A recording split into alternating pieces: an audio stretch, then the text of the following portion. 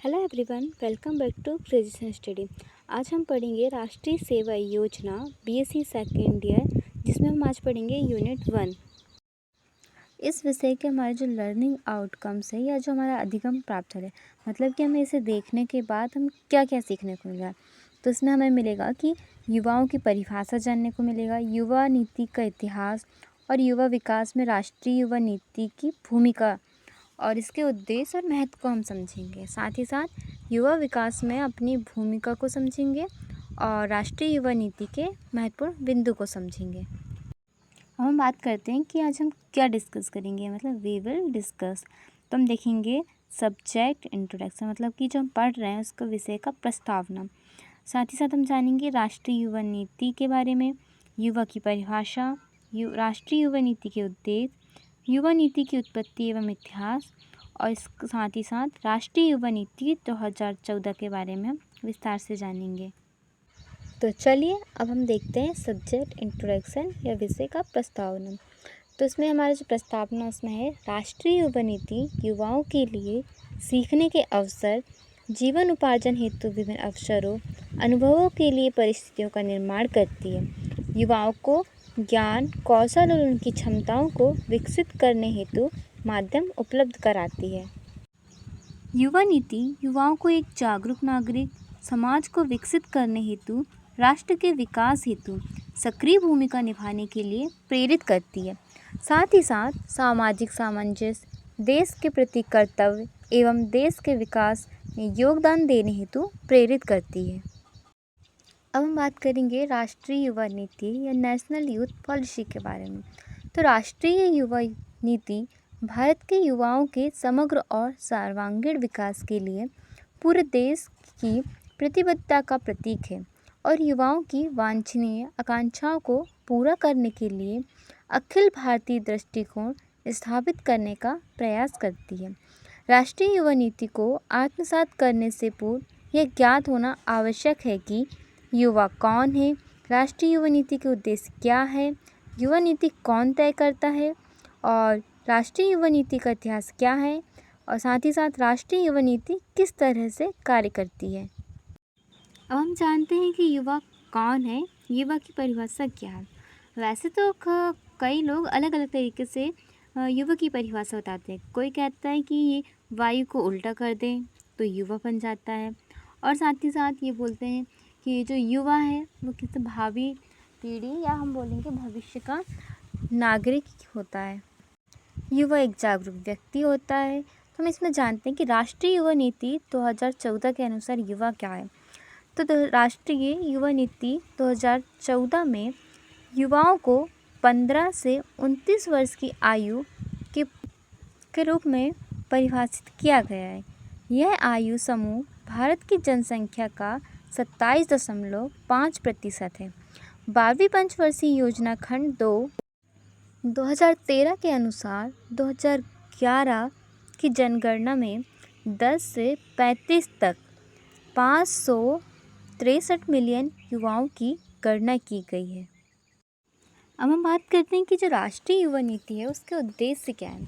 तो राष्ट्रीय युवा नीति के अनेक उद्देश्य हैं, जिसमें हम देखेंगे कि पहला उद्देश्य है कि देशभक्ति, राष्ट्रीय सुरक्षा, राष्ट्रीय एकता, अहिंसा और सामाजिक न्याय के प्रति अडिग प्रतिबद्धता के साथ भारत के संविधान में निहित धर्मनिरपेक्ष सिद्धांतों और मूल्यों के प्रति युवाओं में एक स्थायी जागरूकता पैदा करना और उनका पालन करना है। साथ ही साथ युवाओं के सभी वर्गों के बीच नागरिकता के गुणों और सामुदायिक सेवा के प्रति समर्पण का विकास करना है। इसी प्रकार से तीसरा उद्देश्य कि भारतीय इतिहास और विरासत, कला और संस्कृति के क्षेत्र में युवाओं में जागरूकता को बढ़ावा देना है।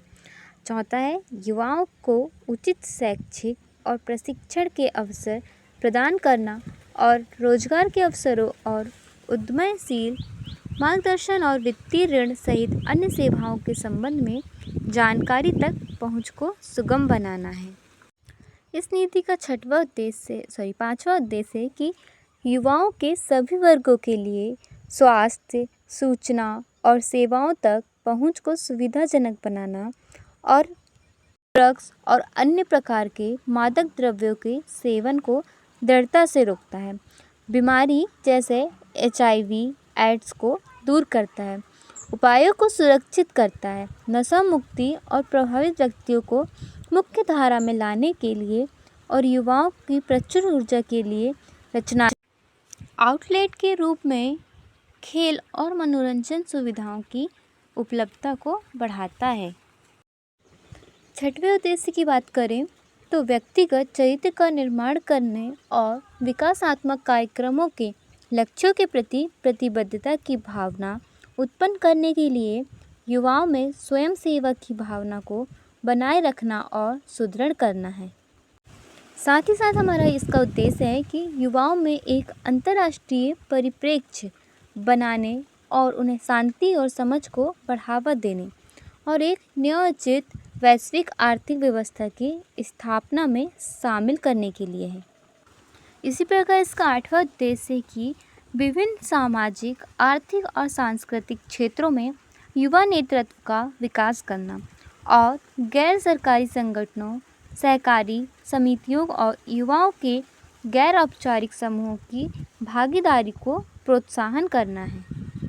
अब बात करें इसके 9वें उद्देश्य की, तो प्राकृतिक संसाधनों सहित प्रकृति के संरक्षण और संरक्षण में युवाओं के लिए एक प्रमुख भागीदारी भूमिका को बढ़ावा देना, सामुदायिक सेवा में उनकी प्रचुर ऊर्जा को दिशा देना ताकि पर्यावरण में सुधार हो सके और युवाओं में वैज्ञानिक जिज्ञासु के और तर्कसंगत दृष्टिकोण को बढ़ावा मिल सके।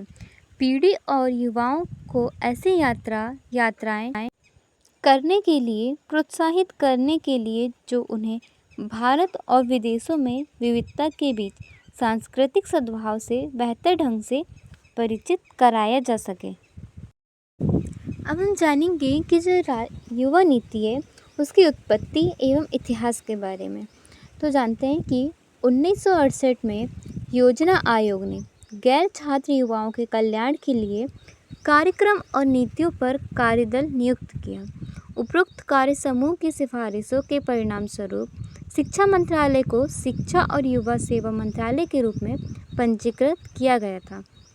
साथ ही साथ 1969 में एक राष्ट्रीय युवा बोर्ड की स्थापना की गई और बोर्ड ने प्रत्येक राज्य में युवाओं पर एक राज्य सलाहकार बोर्ड और प्रत्येक जिले में एक जिला युवा बोर्ड की स्थापना का सुझाव दिया।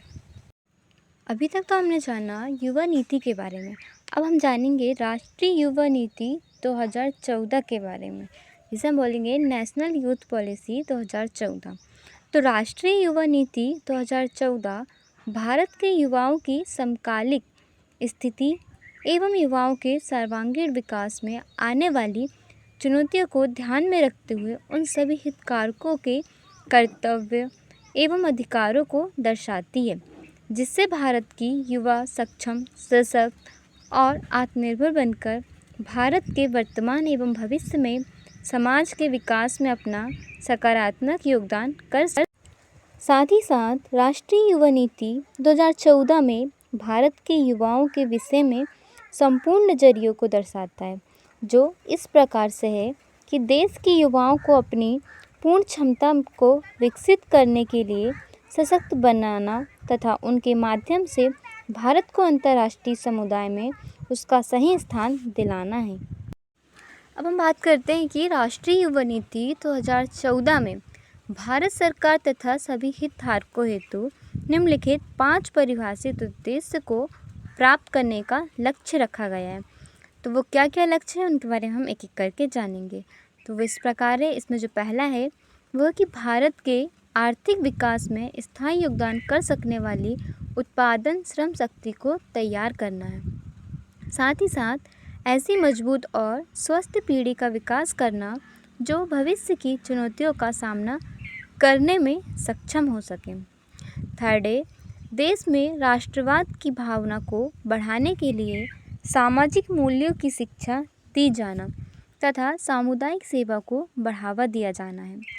फोर्थ है हमारा कि शासन के सभी स्तरों में स्तरों पर भागीदारी और सामाजिक नियोजन करना है।